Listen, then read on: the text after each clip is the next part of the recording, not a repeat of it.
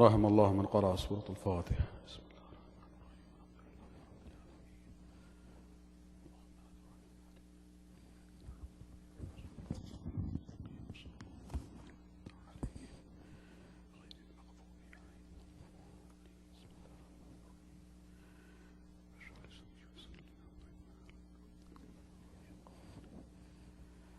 أعوذ بالله من الشيطان اللعين الرجيم. بسم الله الرحمن الرحيم.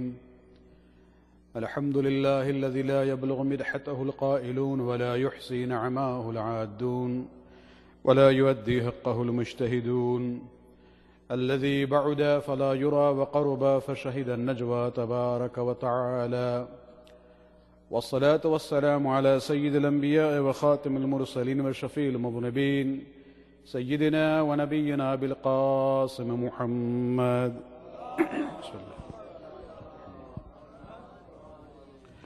وعلى أهل بيته الطيبين الطاهرين المعصومين الذين أذهب الله عنهم الرجس وطهرهم تطهيرا، واللعنة الدائمة الباقية لأعدائهم ومنكر فضائلهم وغاصب حقوقهم إلى الآن إلى قيام يوم الدين. أما بعد، فقد قال الله سبحانه وتعالى في كتابه الكريم: قل لا أسألكم عليه أجرا إلا المودة في القربى. صلوات عليك ورحمة.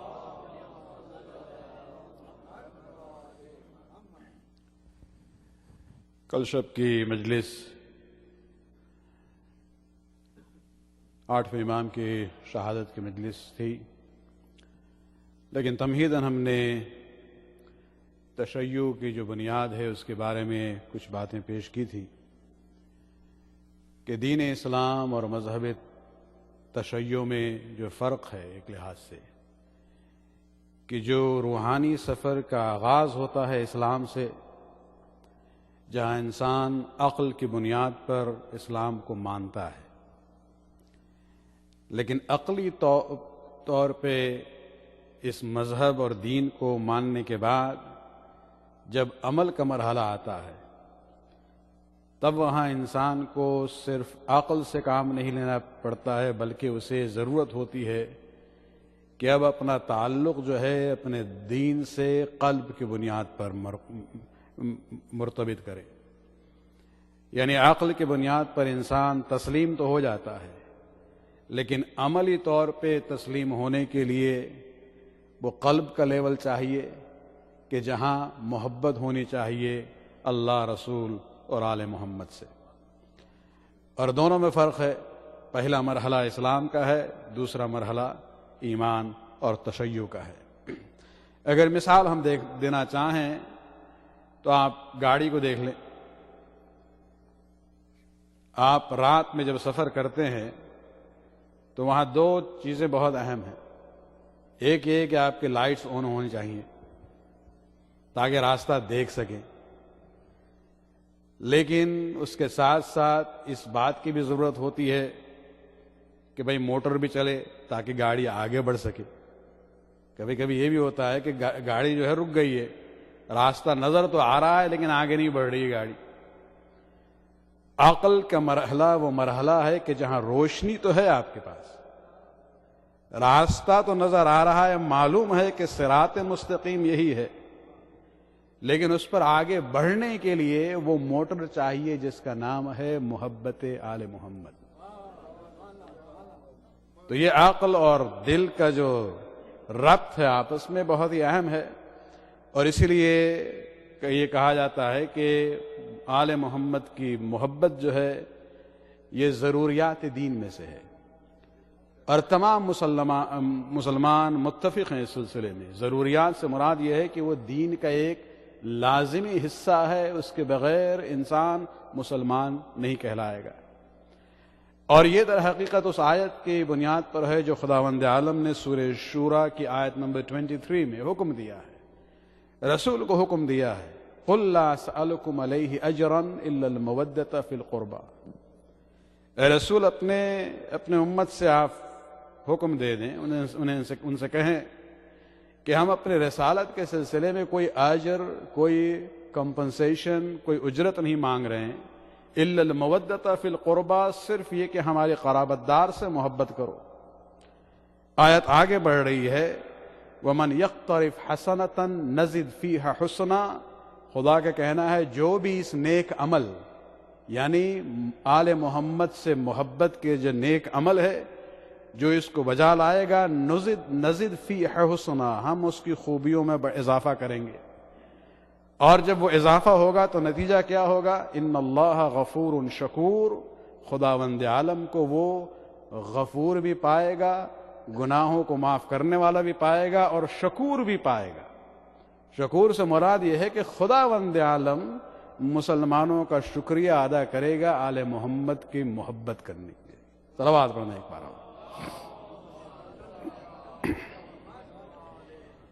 یہ آیت بہت مشہور ہے، یقیناً آپ نے بچپنے سے بارہا سنی ہے اور اکثر شیعوں کو یہ آیت زبانی طور پہ یاد ہے، قُلْ لَا أَسْأَلُكُمْ عَلَيْهِ أَجْرًا إِلَّا الْمَوَدَّةَ فِي الْقُرْبَى۔ لیکن آج ہم اسی آیت کی حقیقت کو آپ کے سامنے پیش کرنا چاہیں گے۔ ابتدائی گفتگو ہماری کچھ سوالات کے سلسلے میں ہوگی کہ آیا یہ عنوان صحیح بھی ہے کہ نہیں، لہذا جو حضرات ابھی بیٹھے ہیں وہ مجلس کے آخر تک رہیں۔ یہ نہ ہے کہ ہم نے جب اعتراض پیش کیا ہے وہ آپ سن لیں اور جواب کے وقت جو ہے موجود نہ ہوں۔ صلوات پڑھنا ایک بار۔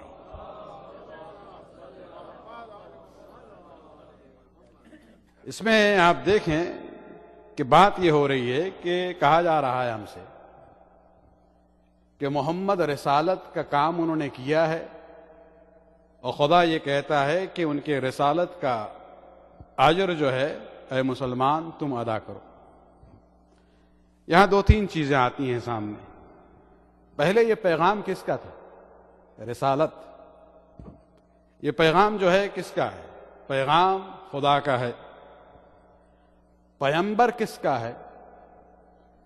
محمد کو ہم رسول المسلمین کہتے ہیں یا رسول اللہ کہتے ہیں؟ کسی نے محمد کو رسول المسلمین نہیں کہا ہے۔ مسلمانوں نے نہیں بھیجا تھا رسول کو کہ جائیے کوہ طور سے مثلا پیغام کو لے کے آئیے۔ یہ رسول اللہ ہے، اللہ کے پیغمبر ہیں۔ پیغام خدا کا تھا اور یہ میسنجر جو ہیں وہ خدا کے ہیں۔ اور اس میں اگر دیکھا جائے کس نے بھیجا ہے؟ مسلمانوں نے رسول کو نہیں بھیجا تھا۔ اگر ہمارے اختیار میں ہوتا تو یہ سلسلہ آتا ہی نہیں سرے سے۔ بھیجا ہے خدا نے کہ بھائی ہم نے تم کو پیدا کیا ہے، ہم نے یہ پیغام تمہارے لیے بھیجا ہے۔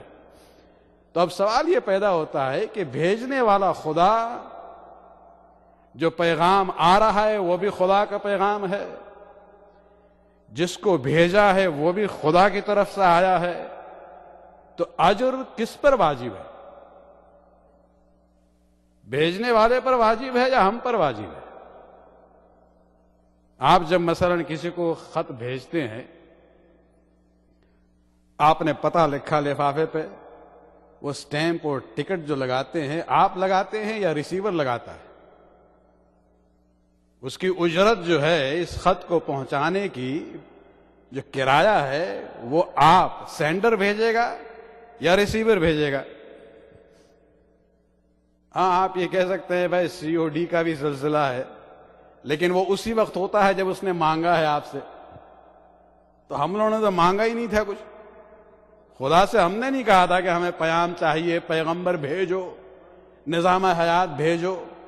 ہماری طرف سے کوئی سلسلہ نہیں ہے، کوئی انیشیٹو امت یا انسانوں کی طرف سے نہیں ہے۔ ارادہ خدا نے کیا، پیغام خدا کا ہے، پیغمبر خدا کا ہے۔ اجرت کون ادا کرے گا؟ اجرت جو ہے خداوند عالم کو ادا کرنی چاہیے۔ ہم سے کیوں کہہ رہا ہے بھائی؟ عقلی طور پہ اس پورے پروسیس کو دیکھیں تو اجرت تو خدا کو دینا چاہیے کہ بھائی محمد آپ نے بہت محنت کی، ہمارا پیغام لوگوں تک پہنچایا، ہم آپ کو اجر دیں گے۔ معاملات کو ذرا اور ہم مشکل کر دیں۔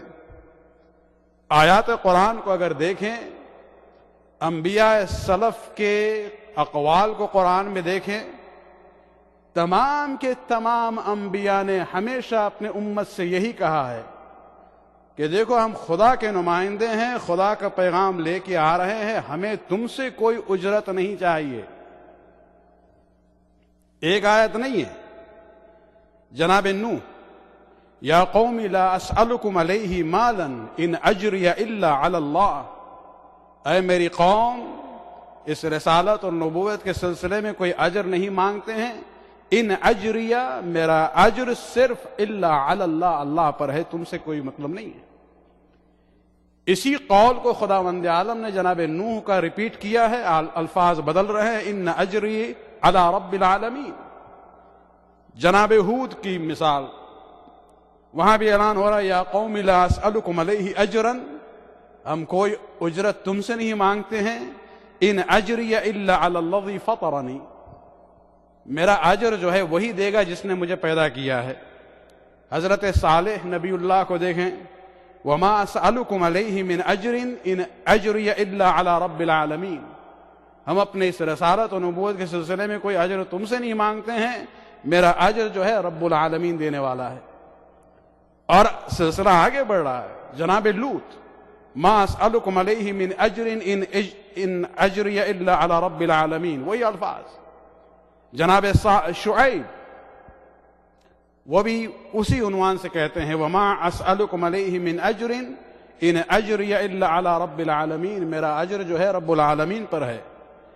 مشکل تو یہاں ہو جاتی ہے کہ 3 مقامات پر خود ہمارے رسول نے کہا ہے، اللہ کے حکم سے کہا ہے، قل لا اسألکم علیہ اجرا ان هو الا ذکری للعالمین، دیکھو اس رسالت کے سلسلے میں مجھے کوئی اجر نہیں چاہیے، یہ تو یاد دہانی ہے خدا کی طرف سے تمہارے لیے ہے۔ صلوات پڑھنا ایک بار اور۔ اب آپ گھبرائیں گے کہ ہم کہاں لے جا رہے ہیں آپ کو، لیکن ان مشکلات میں اس لیے مبتلا کر رہے ہیں کہ یہ آیت جو ہے اس کا مطلب اس کی حقیقت اور واضح ہو جائے۔ تو عقلی طور پہ اگر آپ دیکھیں، رسالت کا کام خدا کا ہے، خدا نے بھیجا ہے، پیغام اس کا ہے، ہم نے مانگا بھی نہیں تھا، لہذا عقلی طور پہ اجرت دینے والا خدا ہے، ہم پر واجب نہیں ہے۔ خود آیات قرآن کے مطابق سنت انبیاء سلف سے لے کے ہمارے نبی تک یہی ہے کہ بھئی اجر جو ہے تم سے نہیں چاہتے ہیں، جس نے ہمیں بھیجا ہے وہی دینے والا ہے۔ تو آخر پھر سورہ شورى کی آیت نمبر 23 میں کیوں حکم دیا گیا ہے؟ قل لا اسألکم علیہ اجرا الا المودۃ فی القربى۔ بظاہر یہاں تضاد نظر آ رہا ہے، ایک طرف تمام انبیاء کہتے ہیں کہ اجرت وہ دینے والا ہے، تم سے کچھ نہیں چاہیے، ہمارے نبی بھی 3 بار قرآن میں یہی کہہ چکے ہیں، لیکن سورہ شورى کی آیت کہہ رہی ہے کہ خدا کا حکم ہے کہ اجرت مانگو امت سے اپنے قرابت داروں کے مودت اور محبت کے عنوان سے۔ تو یہاں در حقیقت جو ہے اگر سمجھنا ہو تو اس کے لیے ہمیں اسلوب کلام الہی کو سمجھنا ہوگا کہ خداوند عالم جب انسانوں سے کلام کرتا ہے تو اس کی سٹائل کیا ہے، اس کا طریقہ کیا ہے۔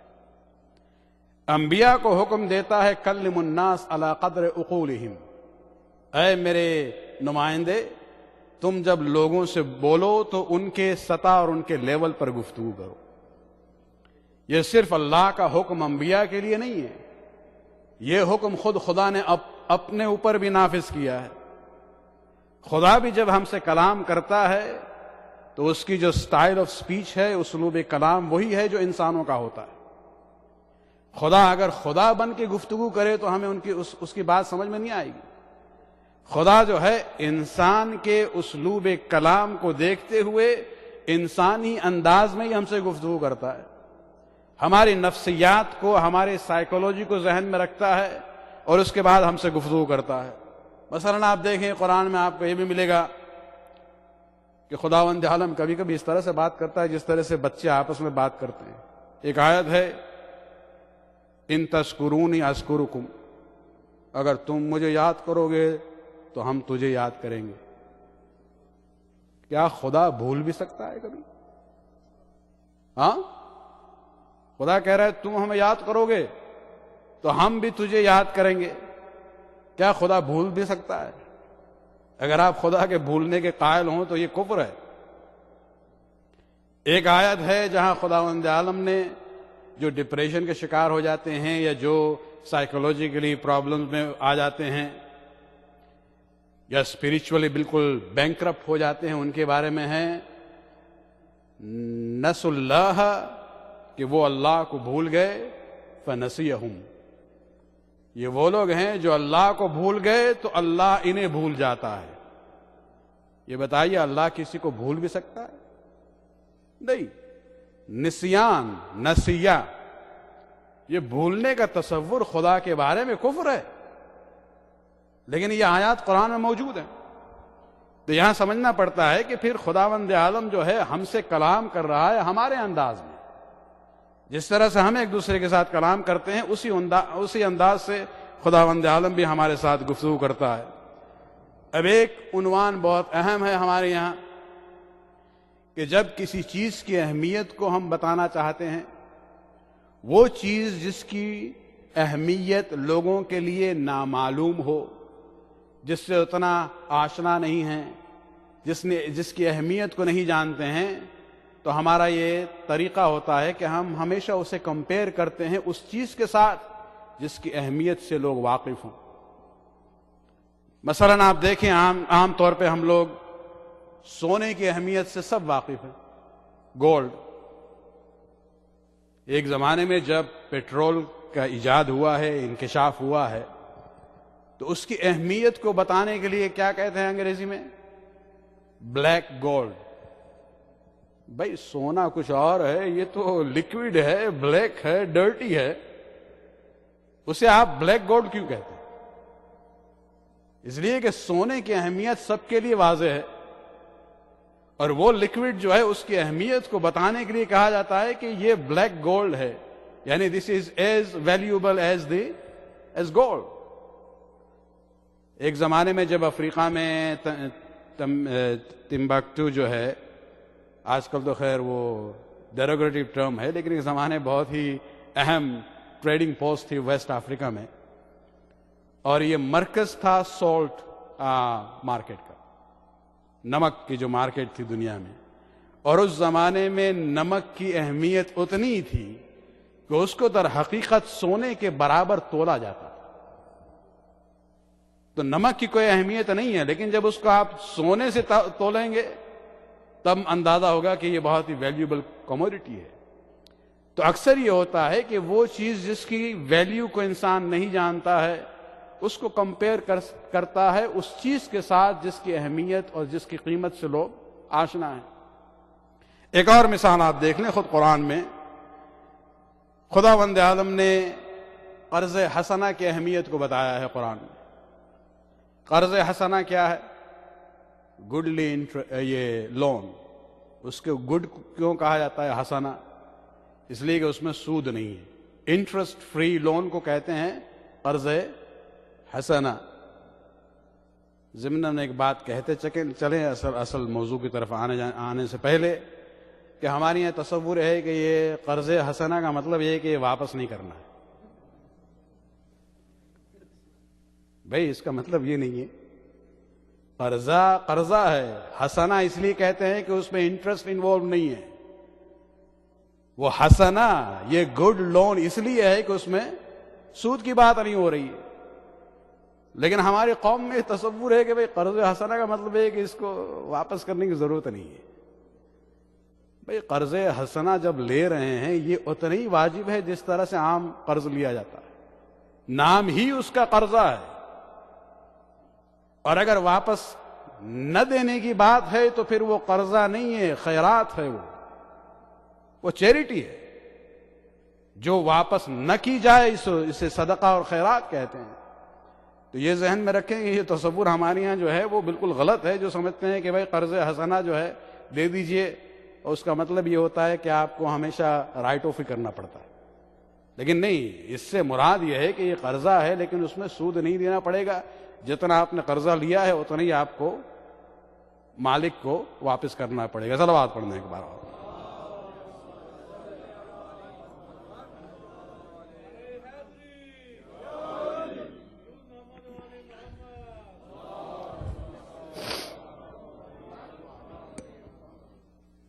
بلکہ شہداء کے بارے میں بھی ملتا ہے کہ شہادت وہ عظیم عمل صالح ہے کہ جس کی وجہ سے تمام چیزیں ختم ہو جاتی ہیں اس کے لیے، شہید کے لیے، سوائے قرض کے۔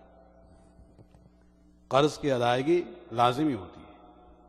جناب مسلم بن عقیل کا واقعہ اگر آپ کو یاد ہو، ابن زیاد کے دربار میں گرفتاری کے بعد عمر سعد ملعون سے جو باتیں کی ہیں، وصیتیں جو 3 ہیں، اس میں سے ایک یہی تھی کہ ہم اتنے کے مقروض ہو چکے ہیں، میرے گھوڑے کو اور زرہ اور تلوار کو بیچ کے میرے قرض کو ادا کرنا۔ تو یہ معاملہ جو ہے بہت سیریس ہے، اور اسلام میں خداوند عالم نے قرآن میں اس کی تاکید کی ہے کہ بھئی ایک دوسرے کو آپ قرضہ دیں، لیکن قرضہ حسنہ ہونا چاہیے۔ یعنی ضرورت ہے انسان مومن کو تو بہرحال آپ قرضہ دیں، لیکن اس میں سود کا مطالبہ حرام ہے۔ اس کو کس عنوان سے خداوند عالم نے پیش کیا ہے؟ اب یہاں اسلوب کلام کی بات ہو رہی ہے کہ خداوند عالم جو ہے انسانی اسلوب کلام کو اپناتا ہے۔ ارشاد ہو رہا ہے سورہ بقرہ میں، من ذا الذی یقرض اللہ قرضا حسنا فیضاعفہ اضعافا کثیرا، کون ہے جو خداوند عالم کو قرض حسنہ دے گا؟ اگر وہ خدا کو قرض حسنہ دے گا تو خداوند عالم جب واپس دے گا وہ قرضہ دنیا میں نہیں آخرت میں۔ یہاں حرام ہے سود، لیکن خدا یہاں گارنٹی دے رہا ہے کہ ہم ملٹیپلائی انٹرسٹ کے ساتھ دیں گے، لیکن دنیا میں نہیں دیں گے، آخرت میں دیں گے۔ لیکن یہاں سوال یہ ہے کہ خداوند عالم کے ہم مخلوق ہیں، ہم اس کی ملکیت ہیں، پوری کائنات خداوند عالم کی ملکیت ہے۔ جو علم ہے، جو صلاحیت ہے، جو ایبیلٹی ہے، وہ خدا کی دی ہوئی ہے۔ اپنے عقل سے، اپنے علم سے، اپنے ایبیلٹی سے ہم نیچرل ریسورسز کو ایکسپلوئٹ کرتے ہیں اپنے فائدے کے لیے۔ وہ جو منابع طبیعی جو ہیں نیچرل ریسورسز، وہ بھی خدا کی ملکیت ہے۔ سب کچھ تو خداوند عالم کا دیا ہوا ہے۔ پھر یہ کیا ہے؟ خداوندہ ہم خود جو ہیں تیری ملکیت ہیں، اور تو یہ کہہ رہا ہے کہ ہم تجھے قرضہ دیں؟ یہ کیا ہے؟ لفظی معنوں میں دیکھیں گے تو یہ آیت قابل عمل نہیں ہے، لیکن یہاں خداوند عالم ہمارے انداز کو دیکھ رہا ہے، کلام کو، کہ آپ جب ایک مومن کو، مومنین جب آپس میں قرضہ دیتے ہیں اور وہ ایک قرض حسنہ ہوتا ہے، اس کی اہمیت کو بتانے کے لیے خداوند عالم کا یہ کہنا ہے کہ تم مومن کو قرضہ دے رہے ہو، لیکن یہ سمجھو کہ یہ تم مومن کو نہیں دے رہے ہو، تم خداوند عالم کو قرضہ دے رہے ہو۔ قرضہ مومن کے لیے ہے، لیکن خدا کہتا ہے یہ قرضہ ہم پر ہے، اور وہ مومن تو آپ کو ادا کرے گا دنیا میں، لیکن ہم بھی آپ کو آخرت میں ادا کریں گے کمپاؤنڈیڈ انٹرسٹ کے ساتھ آخرت میں۔ صلوات پڑھنا ایک بار۔ تو اسی آیت سے آپ دیکھیں گے کہ خداوند عالم کبھی کبھی جو ہے شاعرانہ انداز میں گفتگو کرتا ہے کسی بات کی اہمیت کو بتانے کے لیے، کہ مومنین جب ایک دوسرے کو قرض حسنہ دیتے ہیں، یہ اتنا اہم عمل ہے، اتنا نیک کام ہے کہ جس طرح سے خدا کہتا ہے یقرض اللہ، کہ جس طرح سے آپ نے اللہ کو قرضہ دیا ہو۔ اب اس تمہید اور ان مثالوں کو دیکھنے کے بعد اب اس آیت مودت پہ آئیے کہ خداوند عالم جو ہے آل محمد سے مودت اور محبت کی اہمیت کو بتانا چاہ رہا ہے، لیکن آل محمد کی محبت کا اندازہ اور اس کی اہمیت کی معرفت لوگوں کے دلوں میں نہیں ہے۔ خدا چاہتا ہے اس محبت آل محمد کی اہمیت کو بیان کرے، لہذا خداوند عالم نے ہمارے یہاں اسلوب کلام کو دیکھتے ہوئے خدا نے چاہا ہے کہ اسے کمپیئر کرے اس عمل کے ساتھ جو کائنات میں سب سے اہم اور نیک عمل سمجھا جائے۔ اور کائنات میں سب سے نیک عمل کیا ہے؟ رسالت محمدی صلی اللہ علیہ وآلہ وسلم۔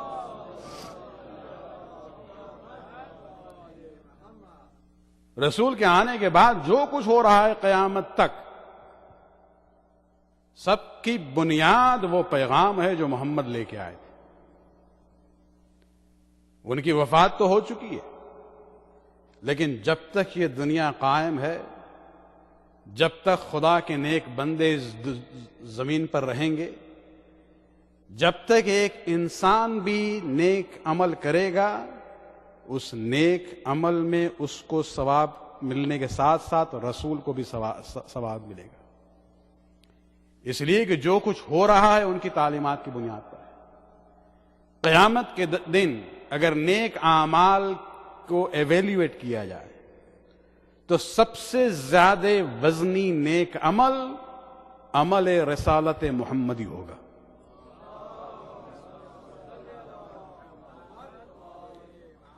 اور سب سے وزنی نیک عمل جب رسالت محمدی ہوگی تو اس کا اجر بھی سب سے زیادہ وزنی ہوگا. اس کا اجر اور ثواب بھی خداوند عالم ہر عمل سے زیادہ دے گا.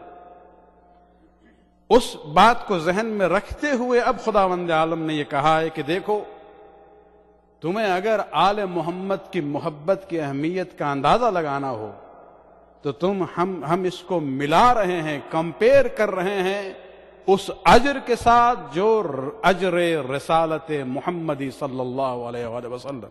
صلوات پڑھنا ایک بار. تو یہ جو حکم دے رہا ہے خداوند عالم رسول کو، قل لا اسألکم علیہ اجرا الا المودۃ فی القربى، یہ در حقیقت اجر نہیں ہے اس معنوں میں، بلکہ کمپیئر کر رہا ہے خداوند عالم کہ یہ مودت آل محمد جو ہے اتنی اہم ہے کہ ہمارے جتنے ثواب اور اجر ہوں گے قیامت کے دن، اس میں جو سب سے زیادہ قیمتی اور سب سے زیادہ ویلیوبل اجر جو ہے وہ رسالت محمد کا کام ہوگا. اور اسی کو در حقیقت کمپیئر کرتے ہوئے خداوند عالم نے کہا ہے کہ محبت آل محمد خداوند عالم کی نظر میں رسالت محمد کی طرح ہے اور اس کے برابر ہے. صلوات پڑھنا ایک بار. ورنہ ہم میں اور آپ میں کیا صلاحیت ہے کہ ہم محمد کا اجر دیں؟ اتنا عظیم پیغام خداوند عالم کا لے کے آئے ہیں جس کا نام اسلام ہے. کیا ہم میں یہ ایبیلٹی ہے کہ رسول اسلام کی محنت کا اجر انہیں ہم دیں؟ نہیں، یہ ہماری ایبیلٹی میں ہے ہی نہیں. یہ تو صرف محبت آل محمد کو خداوند عالم نے عنوان اجر دیا ہے، حقیقت اجر نہیں ہے. یہ ہم میں ایبیلٹی بھی نہیں ہے کہ خداوند عالم کی اس آخری پیغمبر کے جتنے رسالت کے کام ہیں اس کے 0.01 کا بھی ہم اجر دے سکیں. پوری امت شروع سے لے کے قیامت تک جمع ہو جائے اور محمد کی اس محنت کا اجر دینا چاہے 0.01 تو وہ ادا نہیں کر سکتے. اور اسی لیے خداوند عالم نے ایک اور آیت میں جس کا ذکر بہت کم ہوتا ہے، یہ آیت تو بہت مشہور ہے کہ رسول کو خدا نے یہ حکم دے دیا تھا، اے محمد آپ اپنے امت سے کہہ دیں کہ اپنے رسالت کے سلسلے میں صرف ایک ہم اجر مانگ رہے ہیں اور وہ ہمارے قرابت داروں سے محبت ہے. لیکن ایک اور آیت بعد میں نازل ہوئی، سورہ نمبر 34 آیت 47، جس میں یہ بات واضح ہو جا رہی ہے. قل، دوبارہ حکم اللہ کا ہے، قل ما سألتکم من اجر، اے محمد اپنے امت سے آپ کہہ دیں کہ یہ جو اجر ہم نے پہلے مانگا تھا سورہ شورا میں، یہ میرے لیے نہیں ہے، فَهُوَ لَكُمْ، یہ تمہارے فائدے کے لیے ہے، ہمیں کچھ ملنے والا نہیں ہے، تم میں اتنی صلاحیت بھی نہیں ہے کہ تم میرا اجر ادا کر سکو. فَهُوَ لَكُمْ، یہ محبت آل محمد جو ہے اس کا فائدہ تمہیں پہنچتا ہے، یہ ہمیں کچھ نہیں ملنے والا ہے. ان اجری الا علی اللہ، اس لیے کہ میرا اجر صرف اللہ کے اوپر ہے. صلوات پڑھنے کے بعد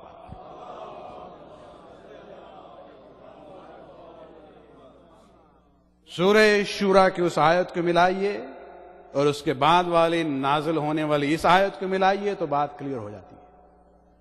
پہلے آیت میں حکم ہو رہا ہے کہ امت سے کہہ دیں کہ اجر کے طور پہ ہمارے قرابت داروں سے محبت کریں.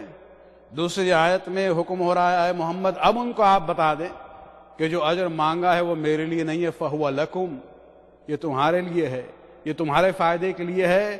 ان اجری الا علی اللہ، میرا اجر کسی پر نہیں ہے سوائے خدا کے، امت پہ نہیں ہے، امت میں صلاحیت ہی نہیں ہے، ایبلٹی نہیں ہے کہ ہمارا اجر ادا کر سکے۔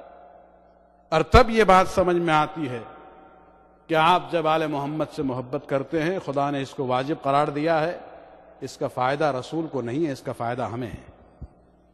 اس لیے کہ محبت کا تقاضا کیا ہوتا ہے؟ انسان جب کس سے محبت کرتا ہے تو کوشش کرتا ہے کہ انہیں ناراض نہ کرے، ان کو ہمیشہ راضی رکھے۔ آل محمد سے محبت کا تقاضا یہ ہے کہ انسان ان کے فرامین، ان کے اسوہ حسنہ پر عمل کرے، اپنے کردار کو، اپنے گفتار کو اور اپنے اخلاق کو ان کی سیرت پر ڈھالے، اور اسی بنیاد پر ہم آل محمد کو خوش کر سکتے ہیں۔ تو جہاں تک محبت کی بات ہے، محبت کا تقاضا یہی ہے کہ انسان اپنے محبوب کو ناراض نہ کرے، اور ناراض نہ کرنے کا مطلب یہی ہوتا ہے کہ جو انہوں نے کہا ہے اسی طرح سے اپنی زندگی بسر کری جائے، اور اسی میں ہمارا فائدہ ہے۔ تین اہم چیزیں ہیں جو اختتام کے طور پہ ہم آپ کے سامنے پیش کرنا چاہیں گے کہ آل محمد کا فائدہ تو بہت ہوتا ہے زندگی کے مختلف مراحل میں، مرنے کے بعد بھی، لیکن زندگی میں تین بنیادی فوائد ہیں محبت آل محمد کے۔ نمبر 1، ہمارے عقیدے درست ہوتے ہیں ان سے محبت کر کے۔ نمبر 2، ہمارے کردار کی اصلاح ہے ان سے محبت کر کے۔ اور سب سے اہم فائدہ محبت آل محمد کا یہ ہے کہ ہمارے نیک اعمال خداوند عالم قبول فرماتا ہے۔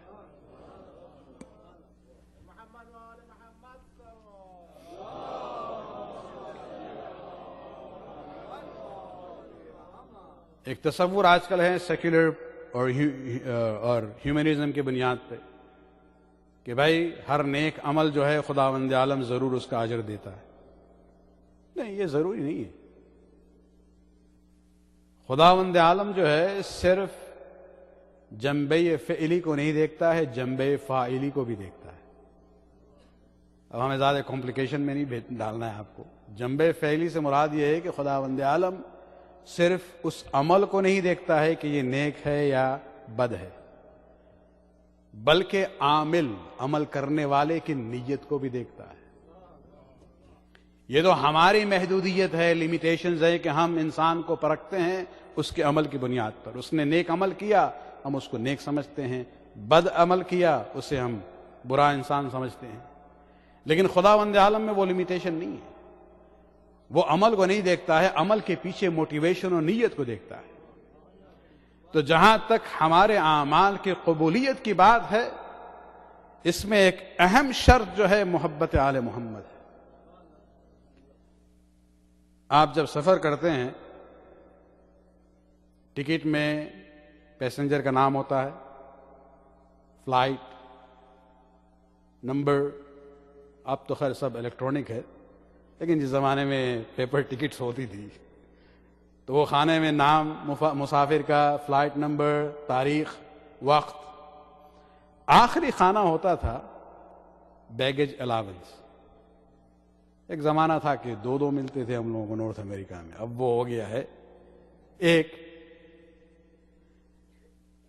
ہمیں آخرت کا جو سفر ہے اس کا ٹکٹ تو ملنے والا ہے، خریدیں یا نہ خریدیں، ریزرویشن کریں یا نہ کریں، وہ سب پہلے سے تیار ہے۔ وہ نام ہمارا ہے، تاریخ بھی ہے، وقت بھی ہے، فلائٹ نمبر بھی ہے، سب کچھ ہے۔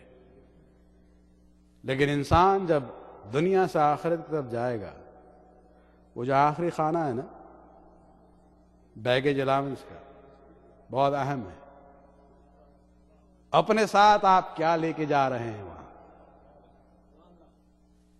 وہ سب کچھ ڈیپینڈ کرتا ہے آپ کے محبت آل محمد پر۔ اگر آپ کے پاس وہ محبت آل محمد ہے تو آپ کا بیگیج الاؤنس بھی نیکیوں کے ساتھ جائے گا وہاں پر، اور اگر وہ نہیں ہے تو آپ تو وہاں پہنچیں گے، آپ کا سامان سب دنیا میں رہ جائے گا۔ تو محبت آل محمد کی اہمیت جو ہے صرف ہمارے عقیدے و کردار کی بات نہیں ہے، بلکہ ہمارے اعمال کو پرواز کی قوت جو ہے یہی محبت آل محمد عطا کرتی ہے۔ اسی محبت کے ذریعے ہمارے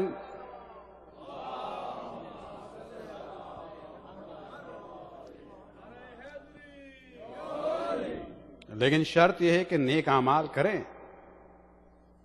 مشکل تو یہ ہے نا کہ وہ الاؤنس دیا گیا ہے، کبھی کبھی ہوتا ہے 2 پیسز، لیکن مسافر صرف 1 لے کے جاتا ہے ہی نہیں کچھ،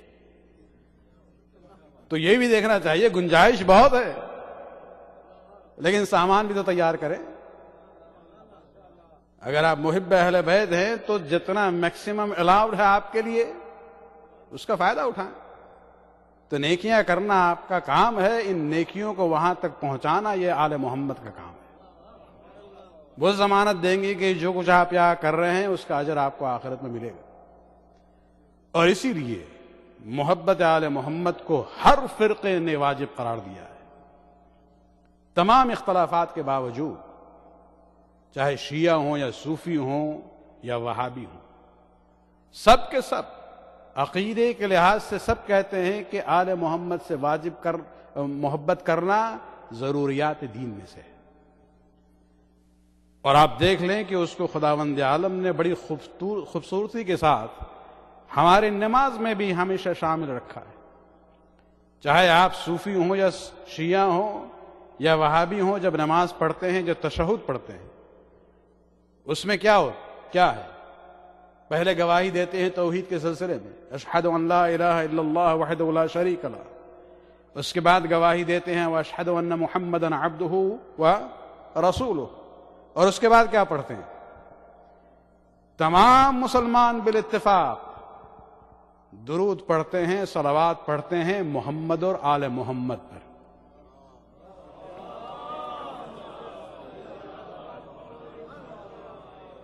وہابی بھی اس کو واجب سمجھتے ہیں۔ ان سے کہو کہ بھائی یہ شرک کہاں سے آ گیا؟ عبادت خدا کی ہو رہی ہے، ذکر آل محمد کا آ رہا ہے۔ یہ مشہور جو مفتی تھے سعودی عرب کے شیخ بن باز، ان کا ایک کالم وہاں کے ایک میگزین میں چھپتا تھا الدعوہ کے نام سے، مذہبی سوال جواب۔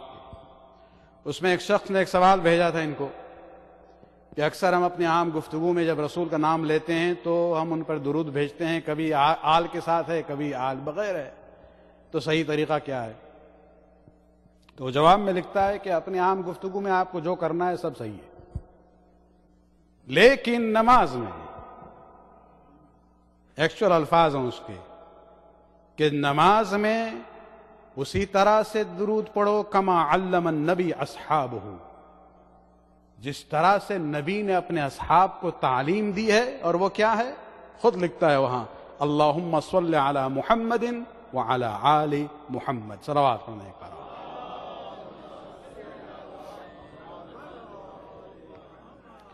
تو یہ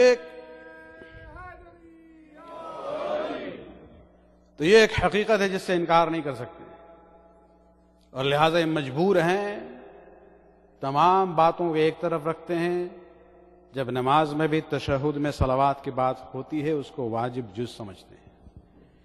امام شافعی کے جو مشہور اشعار ہیں اس سلسلے میں یہی ہے، فرض من اللہ فی القرآن انزلہ یا اہل بیت رسول اللہ حبکم، فرماتے ہیں کہ اللہ کی طرف سے قرآن میں خداوند عالم نے نازل کیا ہے فرض۔ کیا فرض ہے؟ کہ اے اہل بیت رسول حبکم، آپ کی محبت۔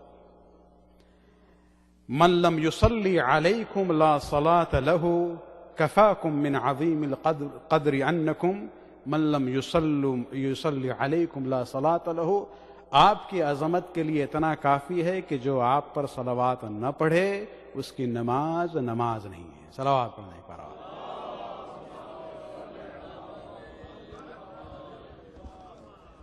تو ہمیں اس محبت کے تقاضے میں اس اسلام کو بچانا ہے، جس کے لیے آل محمد نے قربانیاں پیش کی ہیں.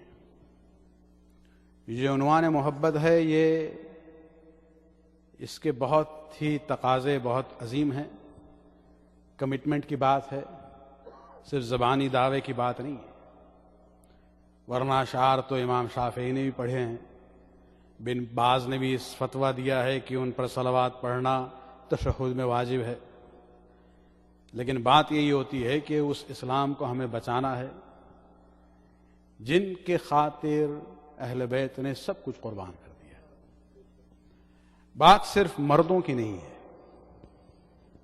واقعات کربلا کو جب ہم دیکھتے ہیں، عزاداری کا جو سلسلہ ہے، عاشور کے دن ہاں صرف مردوں کا کردار تھا شہادت کے عنوان سے، لیکن اس کے بعد اس پیغام کو جو آگے بڑھایا ہے، زندہ رکھا ہے، دشمن کے ملک تک پہنچایا ہے، یہ خواتین کا کام تھا.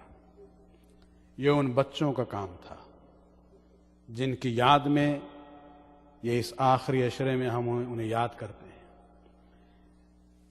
اور آپ دیکھیں کہ مشکل سے مشکل مرحلے میں بھی ان خواتین و بچوں نے کبھی بھی شریعت محمد کے دامن اپنے ہاتھ سے چھوڑا نہیں. صرف ایک منظر ہم پیش کرنا چاہتے ہیں آج کے مجلس میں، جناب سکینہ اور جناب زینب کے حوالے سے کوفے میں، اور اسی پر آج کی اس مجلس کو ہم ختم کرنا چاہیں گے. عزاداران حسین یہ قافلہ جب چلا ہے کربلا سے کوفہ میں جو منظر تھا ابن زیاد کے اعلان کی بنیاد پر، وہ یہی تھا کہ لوگ جمع ہو جائیں اس قافلے کو دیکھنے کے لیے. روڈ کے دونوں طرف مرد تھے، گھروں کے چھت پر خواتین تھیں، اور یہ قافلہ شہر کوفے میں داخل ہوا ہے. عزاداران حسین بہرحال خواتین کے دل میں جو ہے زیادہ رحمت کا جذبہ پایا جاتا ہے. یہ جب سواریاں شہر کوفہ میں داخل ہوئی ہے اور کوفے کی خواتین نے جب دیکھا ہے ان محملوں پر جس پر پردہ کا انتظام نہ تھا، جس پر خواتین اور بچے تھے، بچوں کو دیکھ کر انہیں احساس ہوا کہ بچے بھوکے لگ رہے ہیں. ایک واقعہ بیان کیا جاتا ہے کہ یہ خواتین جاتی ہیں اپنے گھر کے اندر، خورمے لے کے آتی ہیں. یہی چیز فراوانی سے وہاں ملتی بھی تھی اور اس کو اہل حرم تک پہنچانا آسان بھی تھا. یہ خواتین خرمہ لے کے آتی ہیں اور میں ان محملوں پر پھینکنا شروع کر دیتی. خرمے جو ہیں کچھ آ کے اس محمل پر پڑے ہیں کہ جس پر جناب سکینہ اور زینب 4 سال کی وہ بچی ہے، اپنے ہاتھ کو بڑھاتی ہے، خرمہ اٹھایا اپنے دہن میں ڈال دیتی ہے. عزاداران حسین سکینہ 4 سال کی ہیں، ابھی سن بلوغ تک نہیں پہنچی ہیں. شریعت کے اعتبار سے ان کے لیے نہ کچھ واجب ہے نہ کچھ حرام ہے اس میں. لیکن ایک مرتبہ جناب زینب کی جب نظر جاتی ہے کہ سکینہ نے اس خرمے کو اپنے دہن میں رکھ دیا، اپنے ہاتھ کو بڑھاتی ہے، اس خرمے کو نکالنے کے بعد اسی گھر کی طرف پھینک دیتی ہیں جہاں سے اس خاتون نے خرمے کو پھینکا تھا. اور زبان پر یہ الفاظ تھے، نحن اسارى اہل البیت، ہم اہل بیت کے گھرانے کے اسیر ہیں. الصدقۃ علینا حرام، صدقہ ہمارے لیے حرام ہے. بی بی سے کہیں گے سکینہ صرف 4 سال کی بچی ہے، شریعت کی یہ حرمت کے احکام اس پر لاگو نہیں. لیکن عجب نہیں کہ زینب یہی کہے کہ تجھے احساس نہیں، میرے بھائی نے قربانی اس لیے دی تھی تاکہ شریعت محمد کے قوانین باقی رہے. عزاداران حسین جب زینب نے یہ الفاظ کہیں ان الصدقۃ علینا حرام، ایک کنیز نے جب یہ جملہ سنا وہ دوڑتے ہوئے آگے بڑھتی ہے، اپنے مالکہ کے پاس پہنچ کر کہتی ہے کہ بی بی ہم نے عجیب اسیروں کو دیکھا ہے، وہ کہتے ہیں صدقہ ہم پر حرام ہے۔ بس مالکہ نے جب یہ سنا کہا یہ تو صرف فاطمہ کی اولاد ہو سکتی ہے، اپنے گھر کے چھت پہ آتی ہے اور کنیز سے پوچھتی ہے کس خاتون نے یہ جملہ کہا تھا۔ جب محمل قریب آتی ہے زینب کی تو یہ جناب ام حبیبہ تھی، کہتی ہیں بی بی آپ کہاں کے رہنے والی ہے؟ زینب نے کہا مدینہ کے رہنے والے ہیں۔ پوچھتی ہیں کیا آپ حسین کے گھر والوں کو جانتی ہیں؟ اس وقت زینب نے کہا یقیناً، لیکن تم نے یہ کیوں پوچھا ہے؟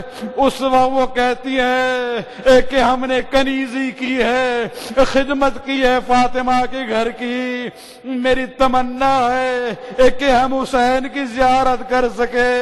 اس وقت جناب زینب نے اپنا چہرہ کھولا، کہا ام حبیبہ مدینہ جانے کی ضرورت نہیں ہے، حسین کی زیارت کرنا ہو اس نو کے نیزہ پر دیکھ لو، وہ حسین کا سر ہے، وہ قاسم کا سر ہے، وہ اکبر کا سر نظر آ رہا ہے۔